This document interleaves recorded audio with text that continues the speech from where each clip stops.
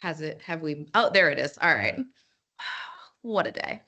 So thank you everybody for joining us today. We really, really appreciate it. I'm going to angle slightly this way so you can't see Pat's elbow in the side of my camera.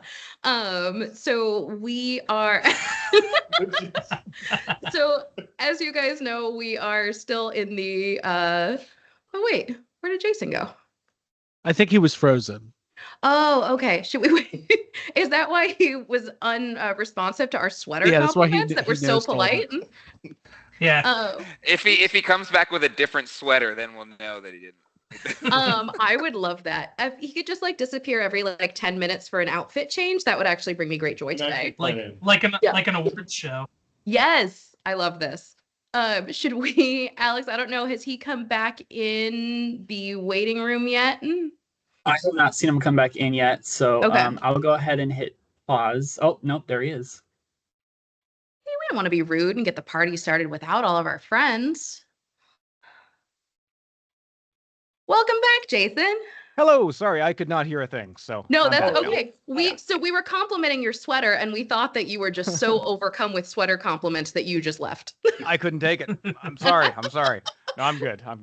Perfect. All right, so thank you everybody for joining us today. We are so excited to be here with you. As you know, we've got about a week and a half left. Time means. Yeah, we have about a week and a half left in our Plasma Series Ectomobile Anniversary Edition Haslab campaign.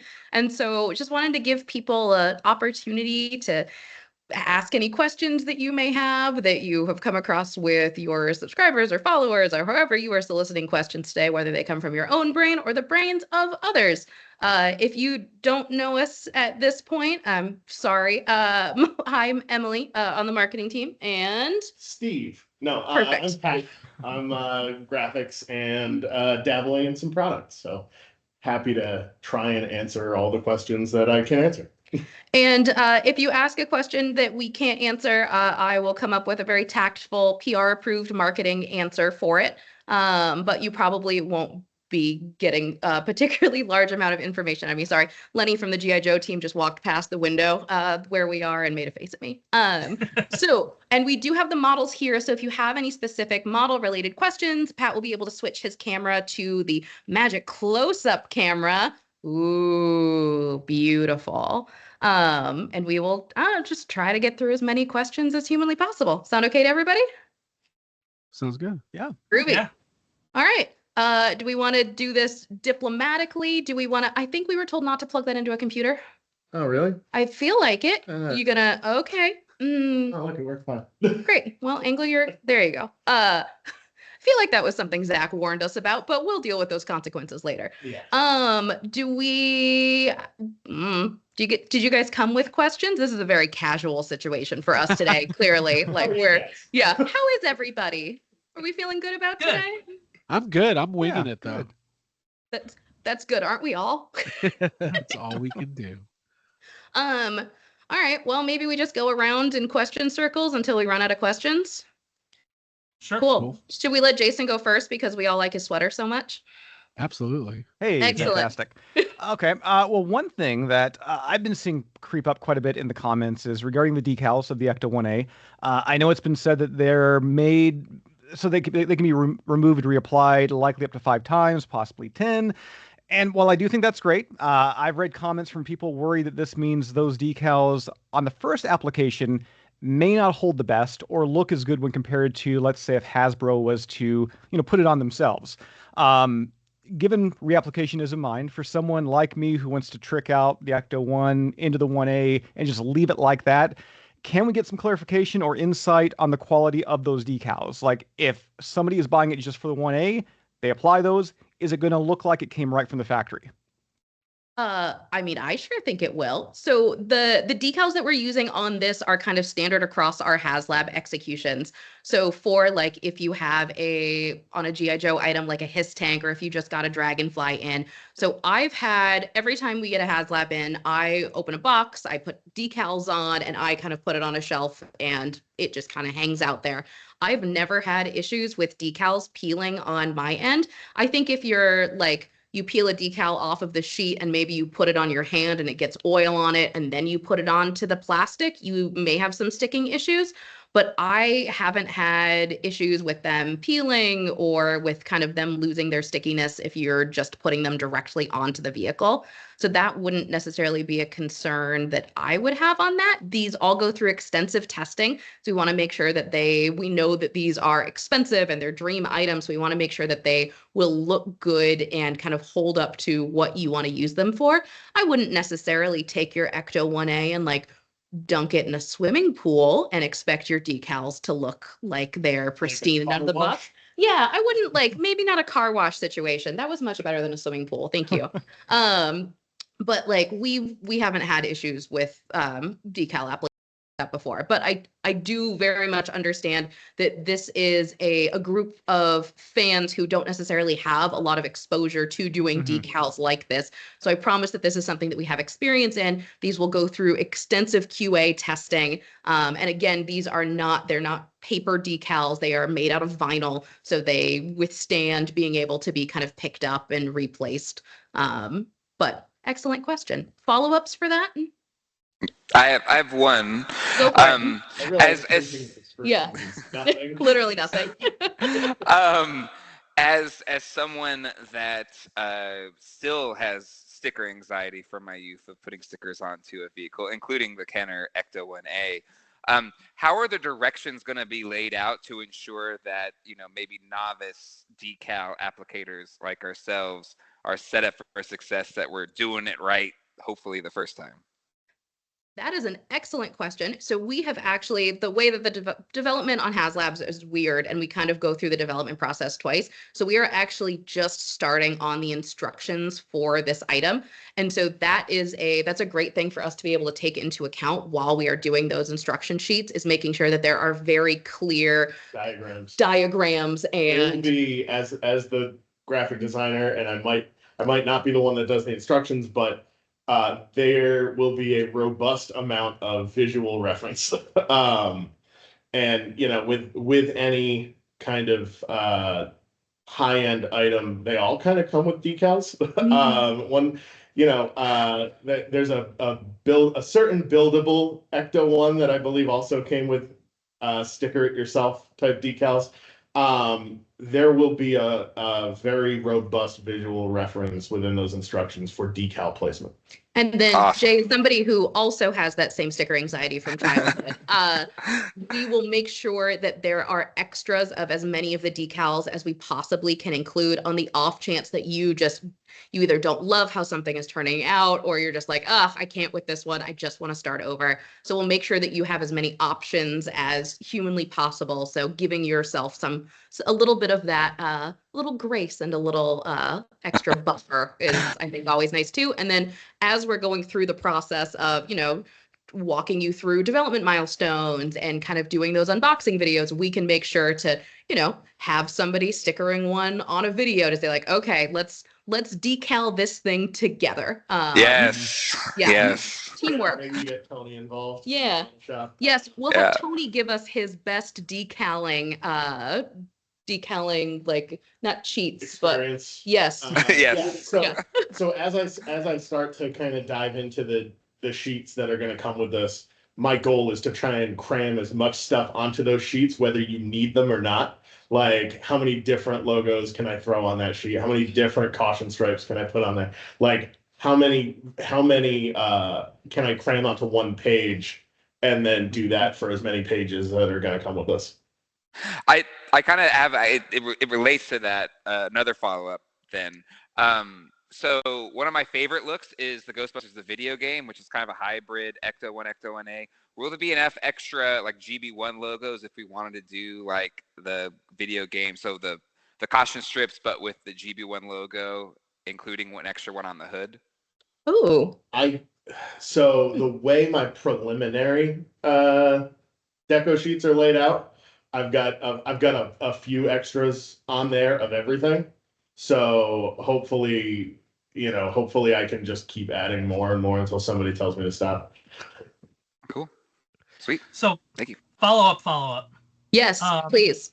So you said like vinyl stickers. Are we talking about like an actual like sticky back vinyl sticker, or more of like a color forms type of situation? Actual sticky backs decal. Yep, vinyl sticker. Yes. Good question, Dave. Yes, not a color form. As That much as I love color. Yeah, I mean that would also be incredible to do this as kind of that option as well.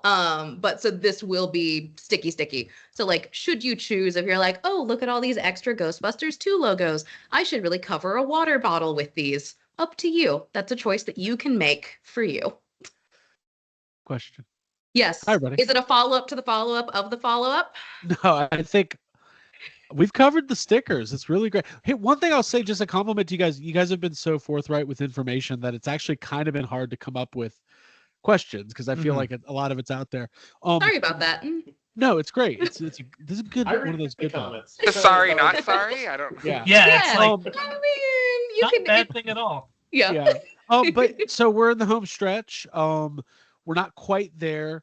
I think anybody who is like familiar with Haslabs kind of understands like there is this almost always happens, this kind of lull period before the last 48 hours. So I'm personally very confident that it'll fund. Having said that, you're starting to see some of the nervous chatter out there. I already know the answer to this, but it's probably a good clarification. There's people starting to say, I wonder if they'll extend the deadline. I wonder if they'll just, it'll just show up in Walmart after all. Like, would it be good to address like, hey, like, this is it.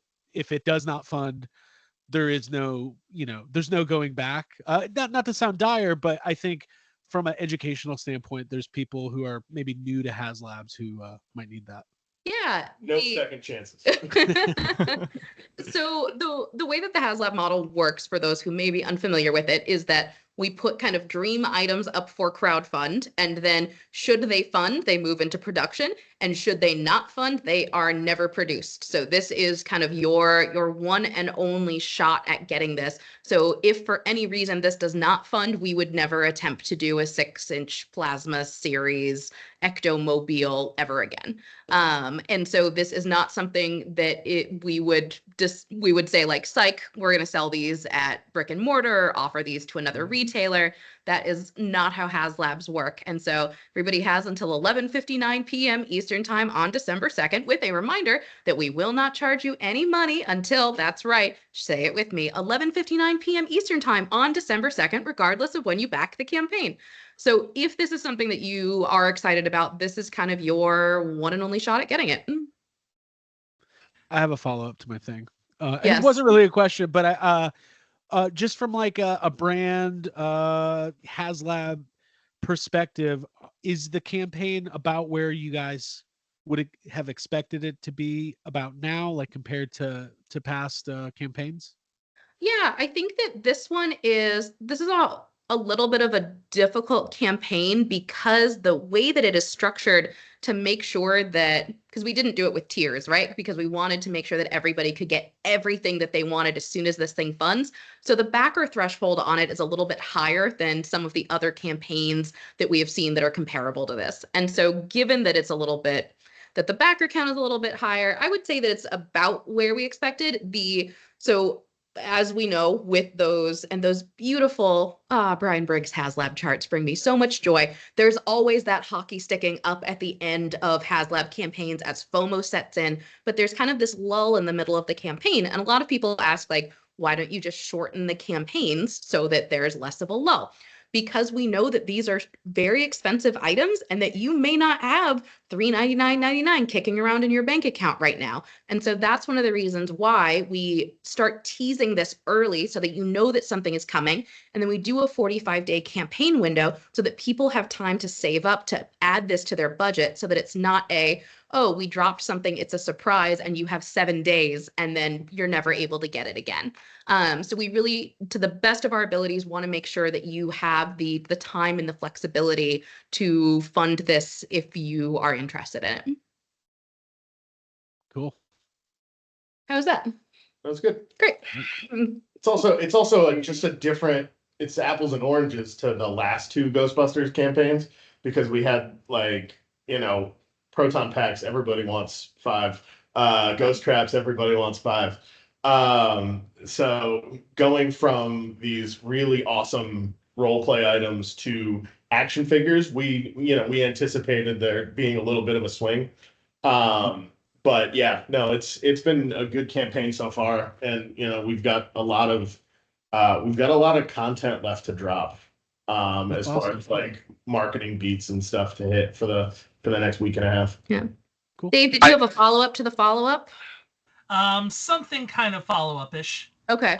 Because I'm a when, not if person. Mm-hmm. So when the Ectomobile fully funds, is the team committed to supporting the project with more 1/12 scale plasma series figures or releases in the future? That is an excellent question. And you know me, and I love being as cagey as Lenny. Lenny came back. So we have the Ectos out on the table. So Lenny we're doing an interview. Bye. So we have we haven't had a lot of opportunities to have the models out in the building for people to see. And so as toy people, we spend as people who do this for their jobs, we spend a lot of time looking at really cool toys. So I'm not sure he'd actually seen the models before. So he was just standing at the door with his jaw open, like, this is so exciting, asking if he could come in to see them, to which I just said we were doing an interview. So he'll chuckle when he sees this. One more plasma series figures. Okay, so you know me, I love a cagey answer about what is coming for the future of a line. So you know that we can't necessarily say what may or may not be coming in the future, but the success of a project like this only tells our leadership team that this is a brand and a line that have fans and has support, and that we should continue putting our development dollars against it. I think that one of the things that we can say is we've gotten a lot more questions than we thought we would get about the original run of Plasma series figures, especially the original Ghostbusters 1 figures that we did with the Afterlife line. And that going into this, it's been really interesting because we made some assumptions of when we were doing this project.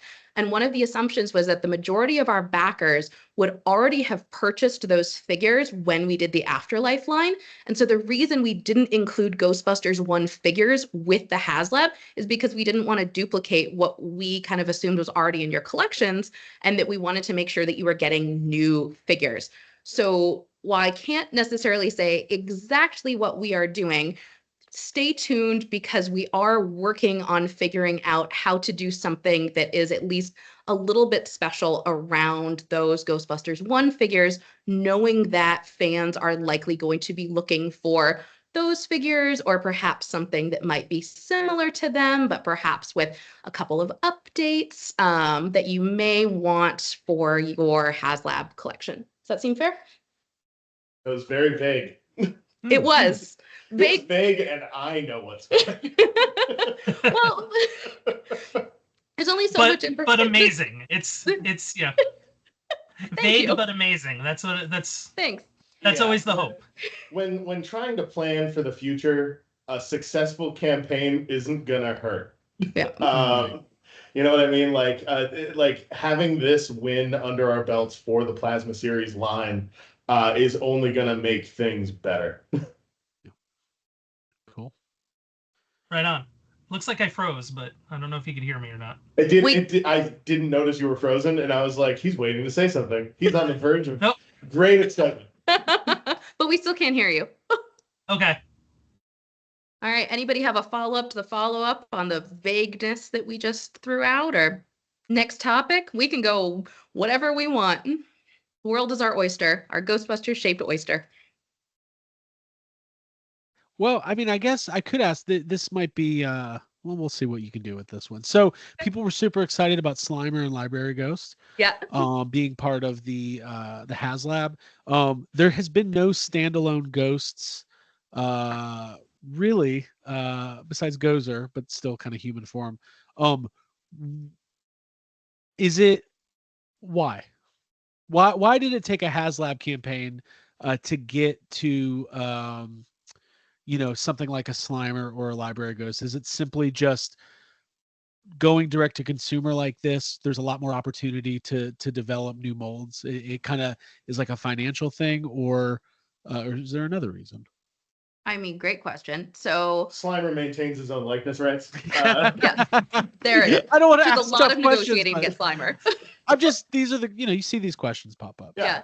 I think that it's hard because neither Pat nor I were on the line when they did the product for Afterlife, so we can't necessarily speak to what the thought process was of the team, but that it's been interesting to the more we do with Ghostbusters to understand what fans are looking for and what is really kind of your driving force for purchasing and what you are looking for toys and what you get excited about, which is wonderful. It's always good to kind of learn more about that. But I think as we have been kind of listening on Plasma Series desires, the reason that we didn't do standalone ghosts for the Frozen Empire line is because we were already in development on this item. So we wanted this to be something that was really special. And we knew from the feedback of everybody who wanted ghosts that it was something really special that we could add to this Haslab. Yeah. It's been amazing. The feedback, like it's I'm on pins and needles. I cannot wait till December 2nd. So because the figures are so darn good. Thanks. Our team has worked very, very hard on them, and honestly, I'm tired of looking at them. Yeah. The amount of development that goes into a Haslab before anybody gets to see it is hundreds and hundreds of hours of development work. And then we finally get to share them with the world. And then we hope that people get as excited about them as we are. So to be able to finally say like, yeah, we've been working on a Slimer sculpt for like a year and it's fantastic. And we are very, very proud of it is a lot of fun.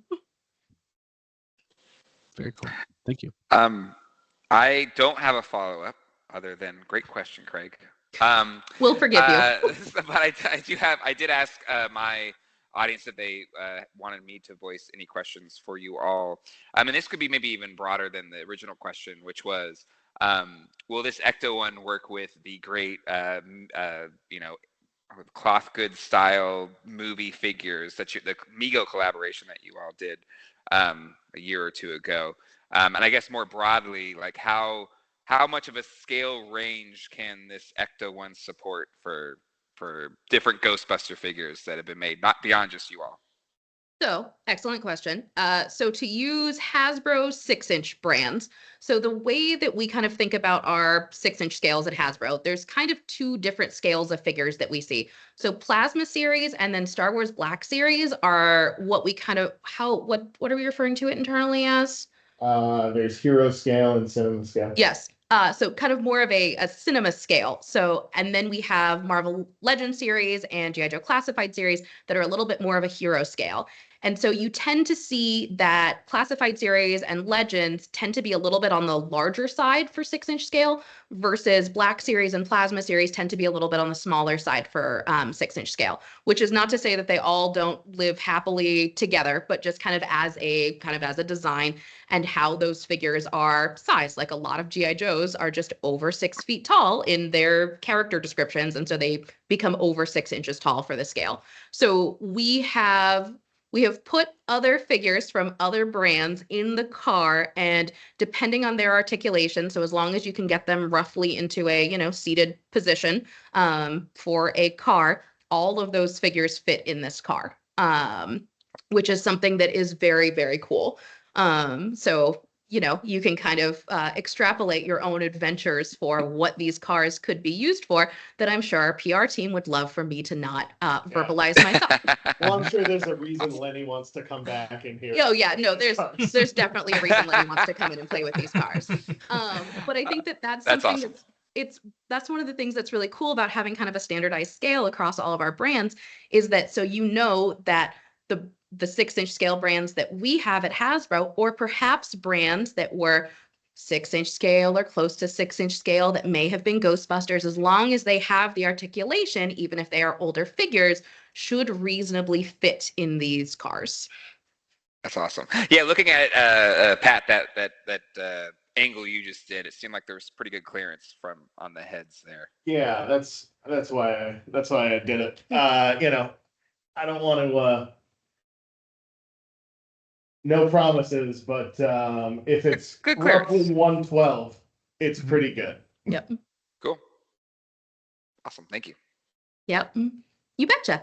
All right, Jason, got any thoughts, feelings? Sure. Well, I'm quite curious, actually, since we're kind of nearing crunch time here. When it comes to marketing, getting the word out, is there anything planned to maybe gain the attention or pique the interest of the more common fan? Like I know in the past you guys have worked with Adam Savage, things like that. Are there any videos maybe in the pipeline or content that could help get the word out a little further rather than the core Ghostbusters fan base? Yeah, so Adam Savage was so lovely and did an unboxing video for our soon to be shipping 2 in the box Haslab, which I hope everybody has cleared enough room in their toy storage for those to be arriving. I don't know, I got my stack of 5 dragonflies earlier this week and I was very unprepared for them. So look forward to my stack of 5 2 in the boxes. But he was so lovely and did that video for us. So he did a plug for the Ectomobile Haslab at the end of that video. And then we have a couple more things kind of up our sleeves. So we did the video with Ernie Hudson at Rhode Island Comic Con, which was a ton of fun. It was lovely to get to kind of hear some of his memories of, the first time he drove an Ecto on set and what that was like and what he remembers about it, and having him kind of look inside and say like, oh yeah, this is pretty close to the original car, which we posted 2 minutes and 30 seconds, and I think it was an 8 or 9 minute video. Yeah. Like cutting down to 2 minutes. That was a ton of fun. So stay tuned over the next week and a half for, whatever fun things that we can magic up. There may be a road trip that will be happening tomorrow to go and get some more content, and perhaps a state that is not Rhode Island. But we'll be able to hopefully post some behind the scenes of that soon. Very cool. Awesome. Thank you. Yeah. I had a question. I see discussion. So the 2 things that come up all the time are international backers and when those are added to the total. And then there's also discussion on if the backer count is the individual orders or the like if I ordered 4 Ecto ones, would the number increase by 4 or would the number increase by 1? Number would increase by 4. Okay.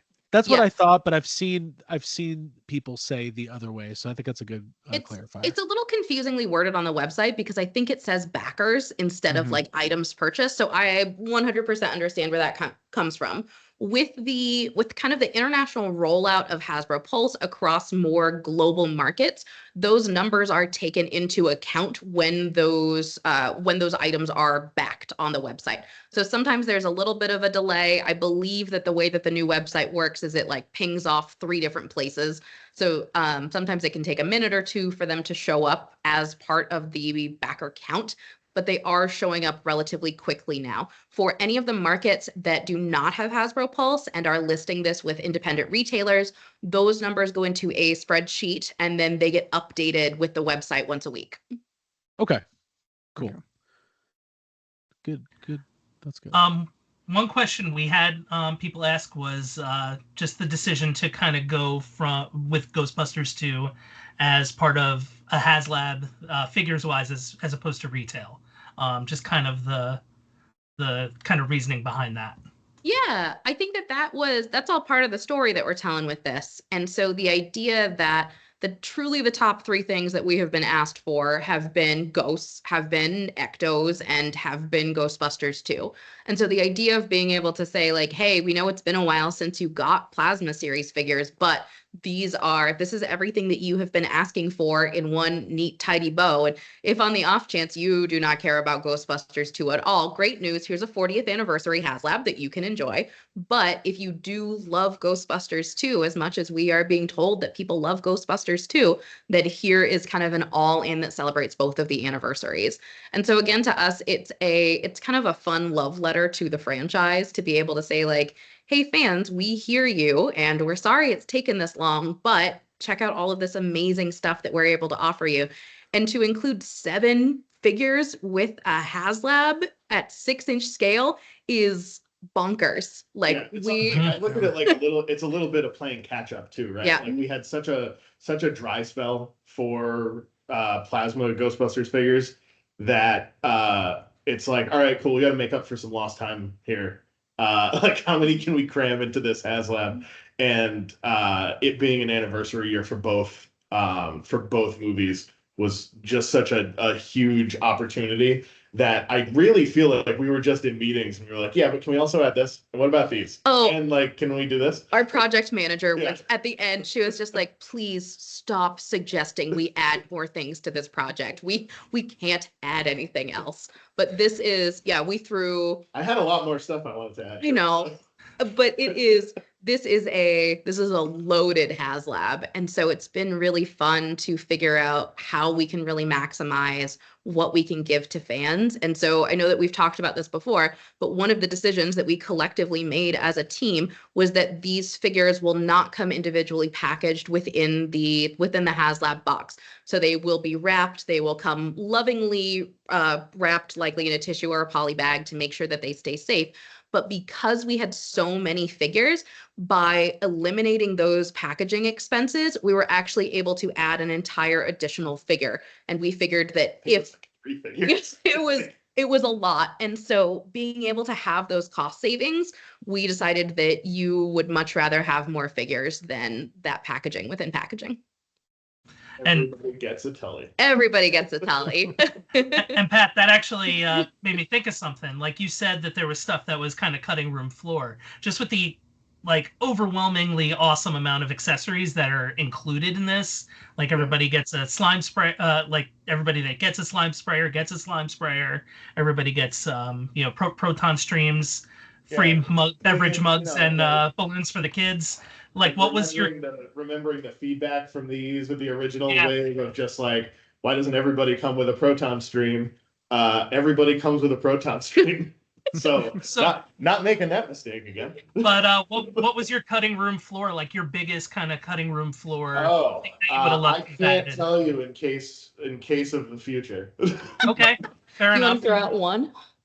I don't know which one to throw out. Oh, yeah.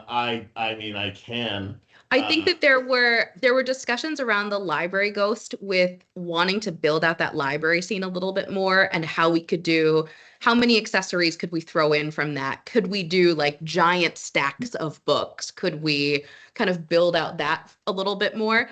Ultimately, prohibitively cost of it. You get a nice stack of 4 books. Yep.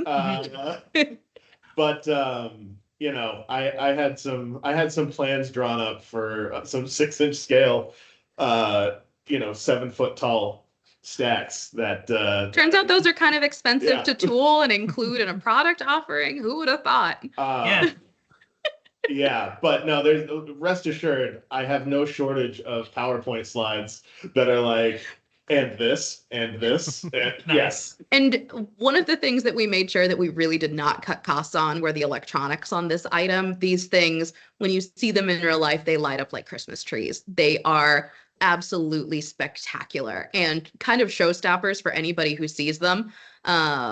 And there's my laptop.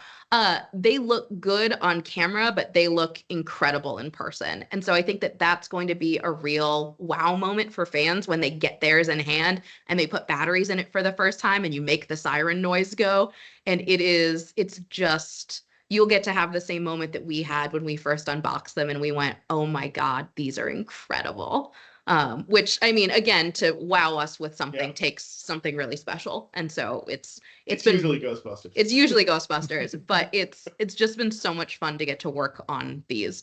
And then with how clever the Ghostbusters community is with modding all of the cosplay props, I can't wait to see what kind of things emerge for these vehicles. And again, as we're all waiting for our 2 in the boxes to show up, please remember the PKE meter is not an actual taser when it goes into taser mode. And for the love of God, please don't make it into one. Thank you. With all the mechanics inside the PKE, I don't think you can make it a taser. Related to, maybe not quite related, but kind of related to the previous Ghostbusters Haslab, since they were, the tools of the Ghostbusters, the packaging reflected, that kind of ergonomic, how they would package their equipment approach. How are you going to approach the packaging for this set? Like, what is kind of going through your minds right now on how you're going to approach it? Good question. That's such a good question. What are you, my boss? So packaging. He's somebody's boss. That's a boss question. So packaging is actually I kick that off next week.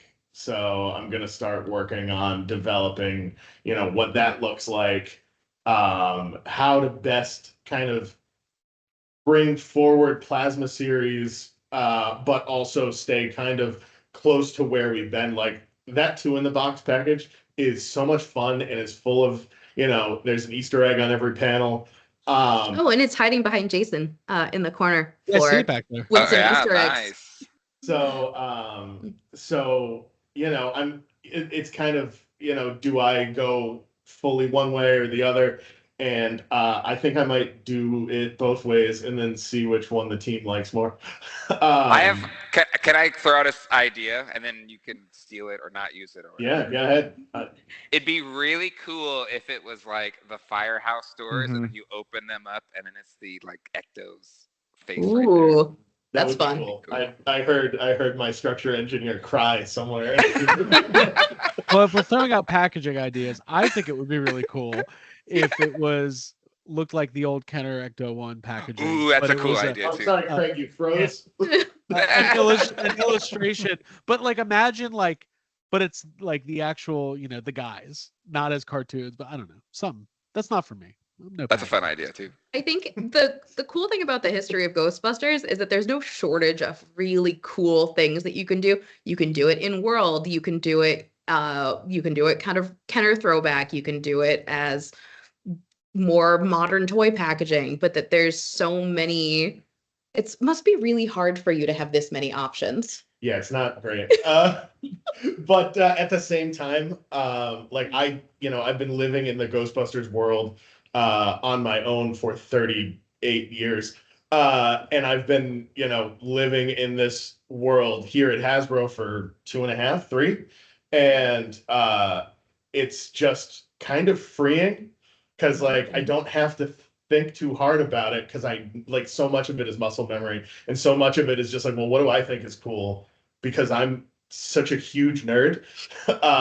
Being a huge Ghostbusters fan has been endlessly helpful on this brand, whether it's coming up with product ideas or coming up with packaging ideas, or even just campaigns and being like, excuse me, marketers, I'm overstepping. That is, kind of what I do here. And to be able to do that with packaging, I can come up with 3 or 4 different ideas just off the top of my head on how to do this and how I'm going to execute it. And then it comes down to budgets and Feasibility. feasibility. But yeah, no, I mean, I listen to all the suggestions. I read the comments. I see what people say, even the mean things.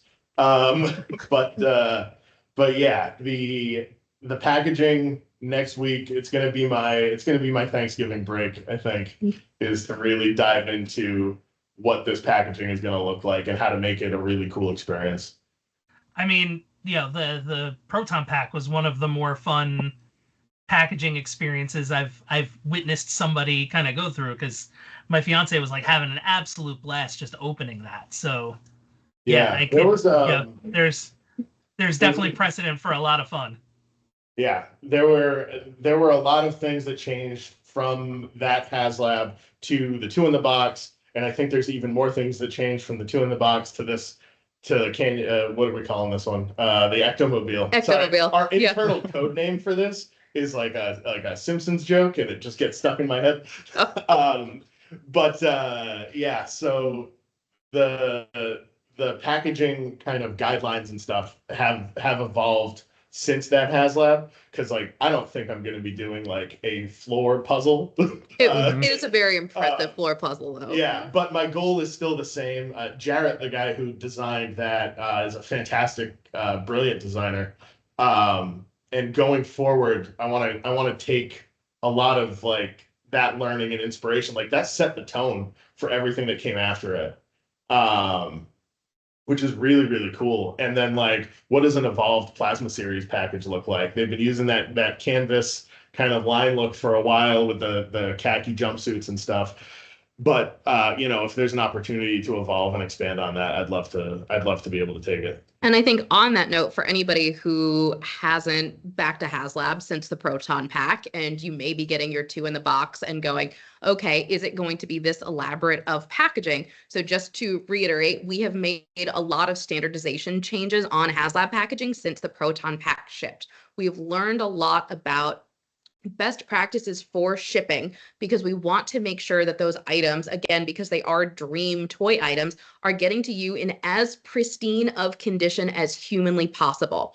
And so with that comes a lot of kind of an implementation of modularity between the packages so that there's a little bit more standardization of what to expect. And so in that, so for example, that beautiful 2 in the box external packaging that's behind Jason. So inside there are 2 kind of cardboard kind of pull out boxes that are in there. They have a print on them, but within each of those boxes, there are egg crates that have all of the items nestled safely inside that are wrapped in poly bags so that they are secure. They will get to you very, very securely. And then I believe it's that retail box goes inside of a larger cardboard box that gets corner protectors on it that goes inside of another box that ships to you.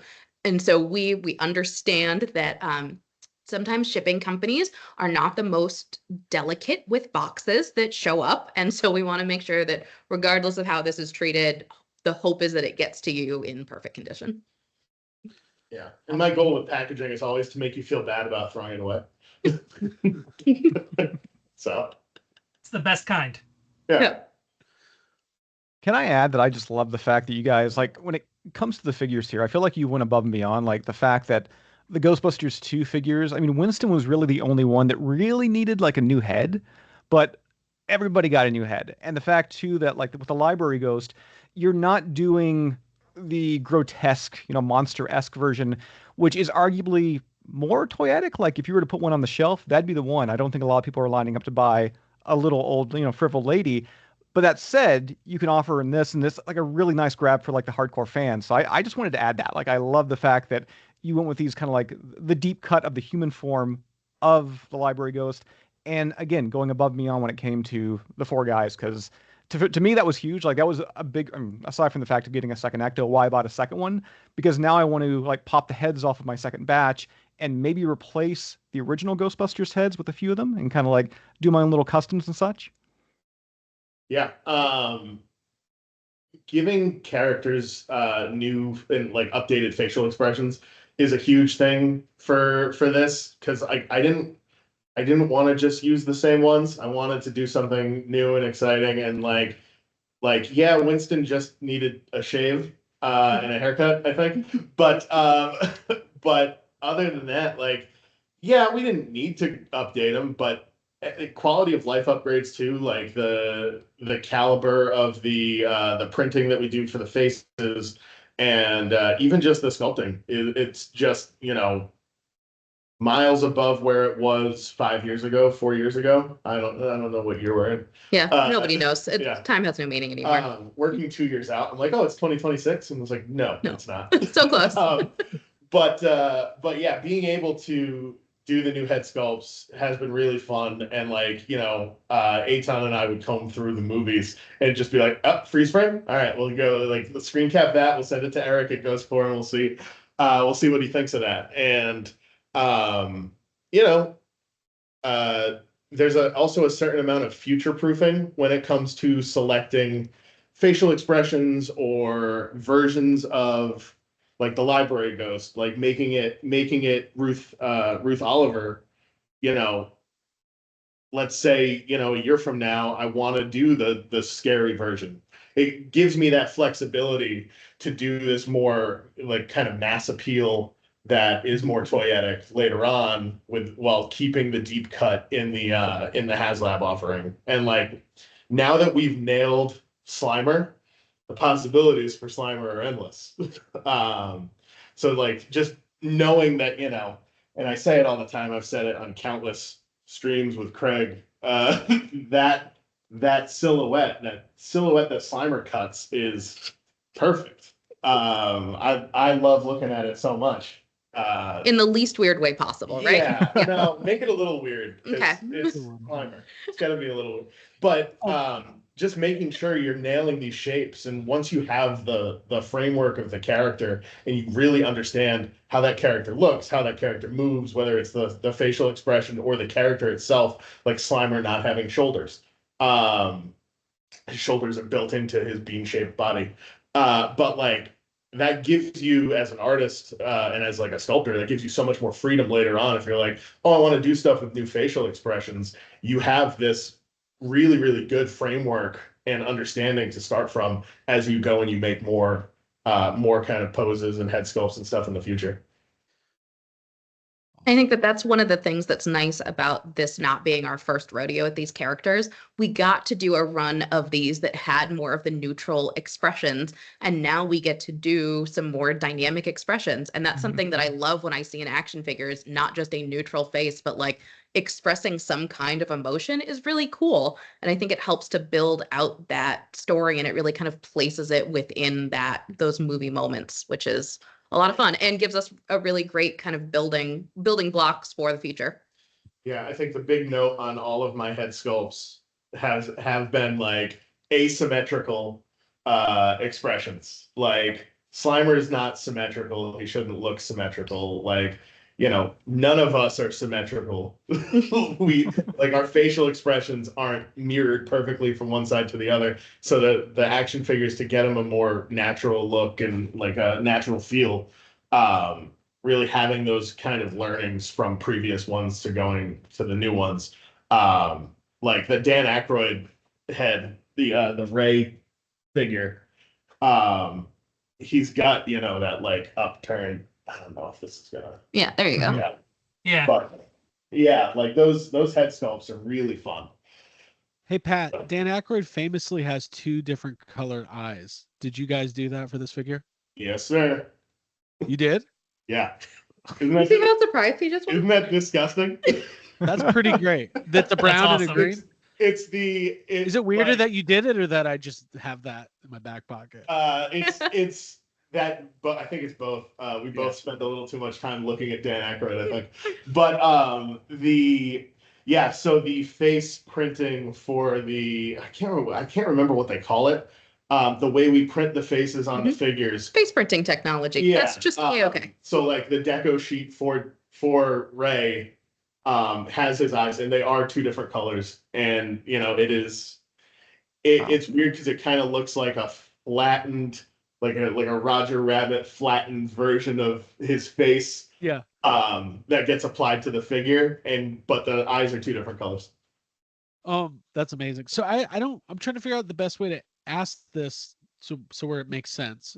Because I know obviously you can't comment on future state, but assuming that this is successful, Ghostbusters has traditionally been a brand that, like, during movie years or entertainment years, there's pretty robust product rollouts, and then in non-movie years, it can be kind of quiet. So there's nothing on the books for Ghostbusters movie right now. We know there's an animated series coming at some point. Does that affect, like, does the 2025 product rollout, is that a determining factor basically each year going into the because the other thing is Ghostbusters, you've got the retro, you know, Kenner stuff, and then you've got kids focused stuff, and then you have like the adult collector plasma series. So I think we get questions a lot about like what goes into the decision making about how much product gets put into a brand on an annual basis.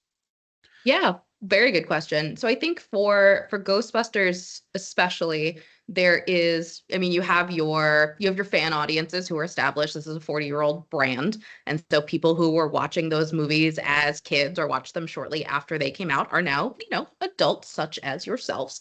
But then when new movies come out, like Afterlife, like Frozen Empire, you get kind of an influx of kids that are being introduced to the franchise for the first time. And so I think that what entertainment years really offer us a platform for is getting more kids interested in the franchise.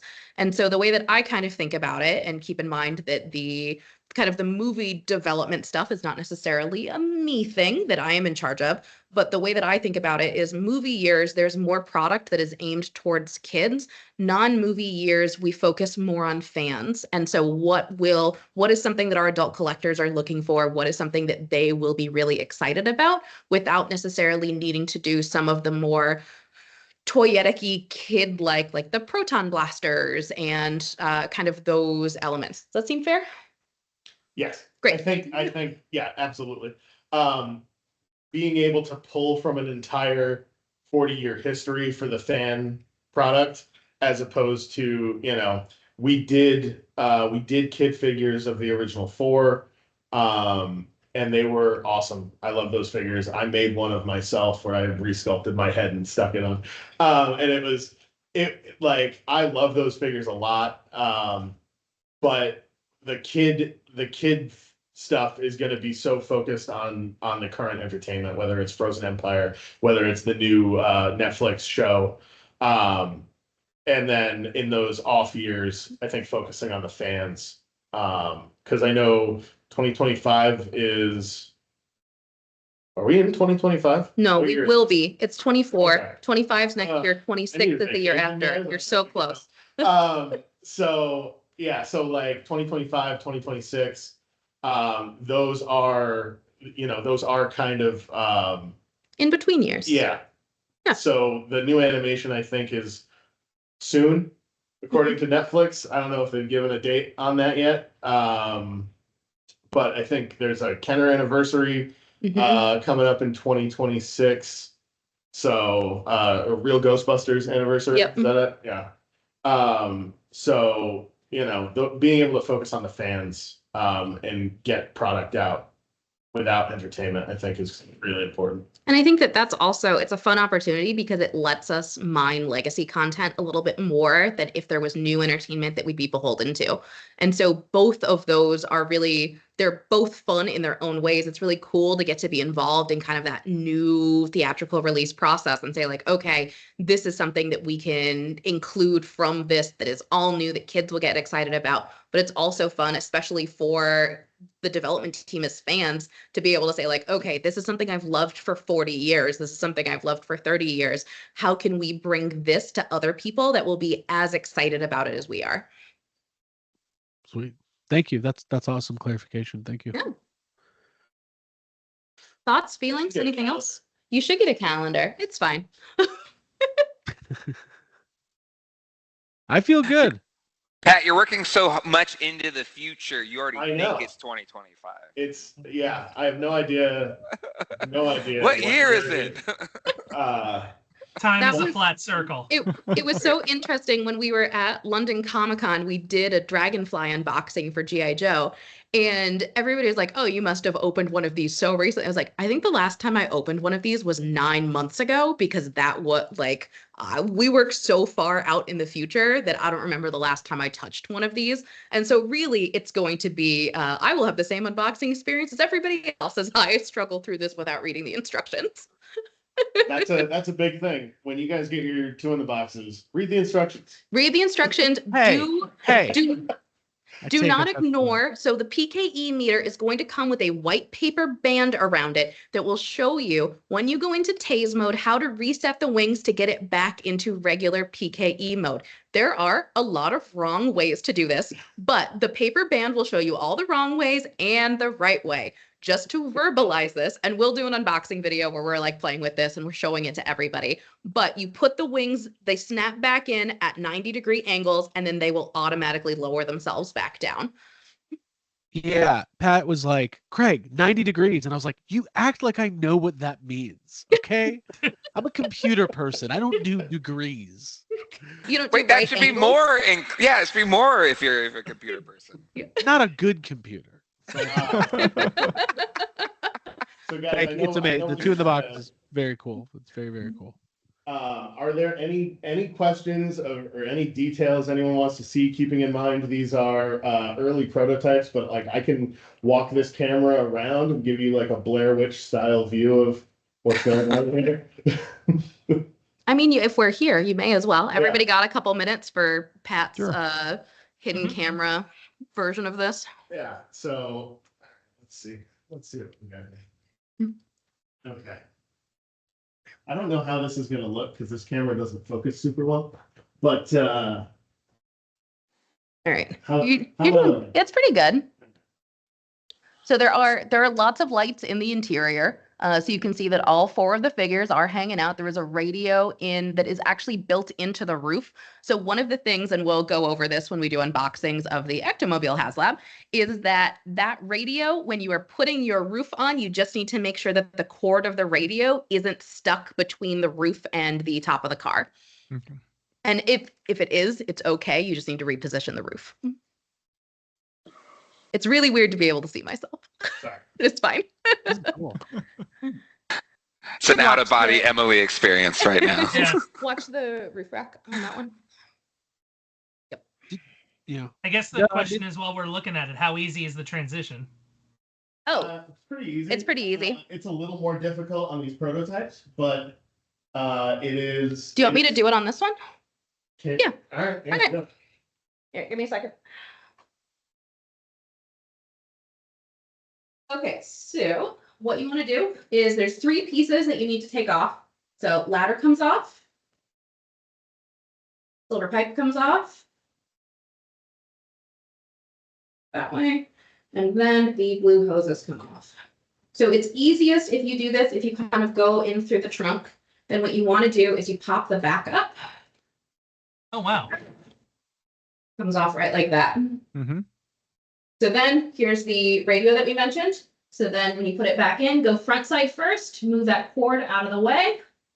These click right in. It goes back on. So the electronics, if you have batteries in it or if you have it in USB-C always on mode, the electronics will kick in. Well, no, USB-C always on mode. The electronics will kick in as soon as the roof rack is in place. If you have the batteries in, you'll need to click the button. Then all you need to do is little blue friend goes back into the little blue area. Ladder goes back right here. Yep, here we go. And then silver piece plugs in just like so. Ladder comes out.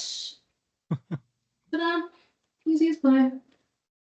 Yeah, as someone who has, like, other than, sticker fear, like breaking stuff fear, that's Yeah. incredible. So keep in mind that these are prototypes, so they are a little bit more fragile and flimsy, and they have handled all of the world travel that they have done over the last 8 weeks like absolute champs. So we will make sure that everything fits perfectly into place on the production models, but even on the prototypes. And they don't usually let marketers touch things because we break them. But I have been able to, I can do all the roof rack stuff. I can plug everything in. These are super easy to do. And because all of the electronics live on the roof rack, when you switch the roof racks over, it automatically knows which codes to kick in or to kick on. And so all of the electronics will match for whichever version of the roof rack you have on.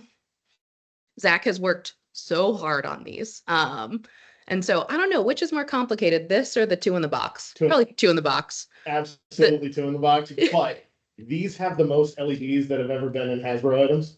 Yeah. I think the other contender are like those.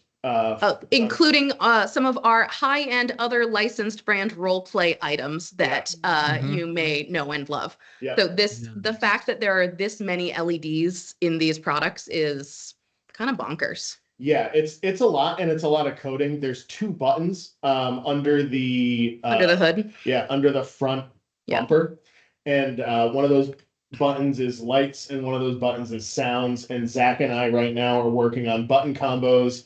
Long presses, short presses, press it twice for this, double click this, press it both at the same time for this, and just kind of setting up gameplay functions is how we describe it internally, just to make sure that you're getting lights, you're getting sounds, you're getting lights if you only want lights, sounds if you only want sounds, and really just kind of making sure that they're true to the movies. And also, nobody wants to listen to the Ecto 1 siren for like 2 hours. Unless you really do, but. So it's a great noise, but it is grating. And now that we know we're going to have the USB-C always on, which was just such a huge thing when we started talking to fans about previous Haslabs and what to do for future Haslabs before we kicked off this project. A big thing was just like, yeah, just give me the ability to plug it in. Yeah. Like, I just want to plug it in and use it as like a lamp. like, and the amount of people that want to take this and plug it into like a smart device so you can, just have Alexa turn it on for you when it turns on the rest of your house lights. Being able to do that and have the lights just kick on is a really, really cool thing that this is not the end of that type of thinking. Yeah. So I'm really excited to see, the learnings, it's an iterative process, right? So all the learnings from the proton pack influenced a lot of the stuff on the trap and the PKE, and a lot of the learnings from that influenced this. And now, whatever the future brings, we'll have a lot of lighting experience. So much lighting experience. So we'll have even more, tools and talent to lead us into the future. Yeah. Does anybody, knowing that we're a little bit over time, does anybody have any final questions that they want to ask or final parting thoughts? Jason looks like he has something exciting to say. No, not exciting at all. Sorry, no pressure. No pressure. Well, if we're talking lights, I'm just kind of curious.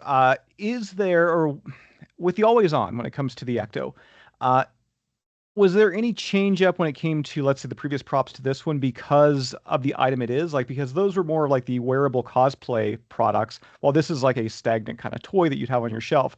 Are there different restrictions, regulations, stuff like that? Is that why, as to why, we couldn't have our proton pack on all the time? Was just due to maybe safety restrictions? Good question. That's a good question. I've absorbed a little bit of information from Zach. Zach's on vacation right now, so I don't want to speak for him, but I know that the going to a possibility of the USB-C connector freed up a lot of restrictions for him.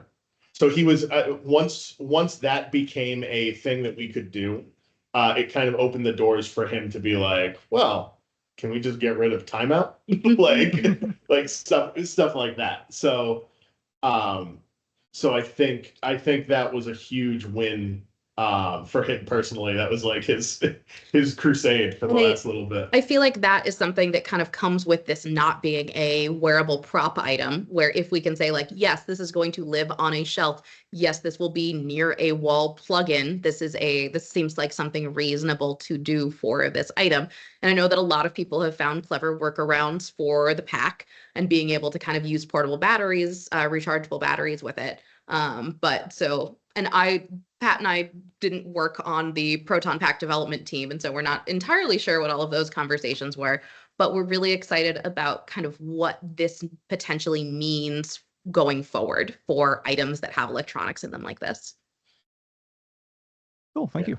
Ghostbusters has been kind of a cool testing ground for Hasbro. It's allowed us as a company, not only just within the brand itself, but as a company to try things out that were new and different, and use those learnings going forward.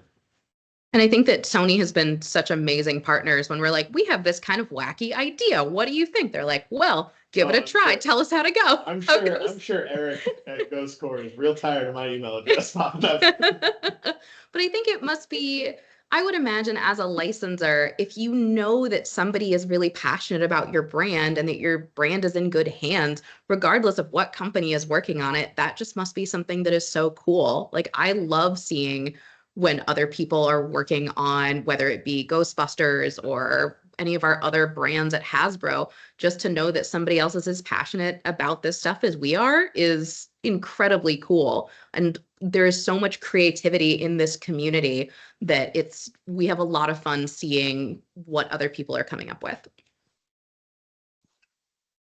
Well, that's awesome. It's incredible. I'm super excited. Like I said, I think that the one thing that you guys are doing in this campaign that is making it really great is you've been really open and really transparent about it from the start. And the fact that you had like hardcore Ecto fans as consultants to ensure accuracy and things like that. I just think, shout out to you guys for going above and beyond. Thank you. As we've said before, we feel very, very fortunate to get to represent our design and development team, and everybody who has had their hand in this project has worked so hard to bring it to life. And so we just count ourselves as being super lucky. Awesome. From a fan standpoint, like I'm working on things that I want to buy, and if I don't want to buy it, there's something wrong. So being as transparent as PR and As we are physically able to. everybody being as transparent as everybody will let me be is really important to me, because it's not gonna, if we're doing things right, it's not gonna hurt. Yeah.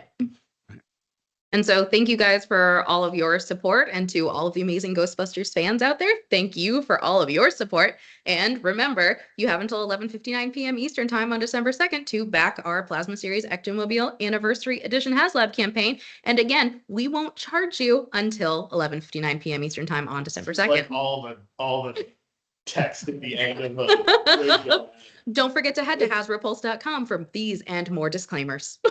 Yeah. See, I can do I that. can't talk that fast. I have a lot to say, so sometimes it helps to say it fast. Thank you guys so much. Yeah, thank you. Yeah, thank you. That was great. Thanks, guys. Looking forward to when it backs. Yes, Yeah. us too. It's not an if, it's a when. And if there's any Exactly. more questions or any clarifying information you guys want, just shoot me an email, shoot Emily an email. Yeah, happy Yeah. to answer any questions. I'm always around. Yeah. Cool.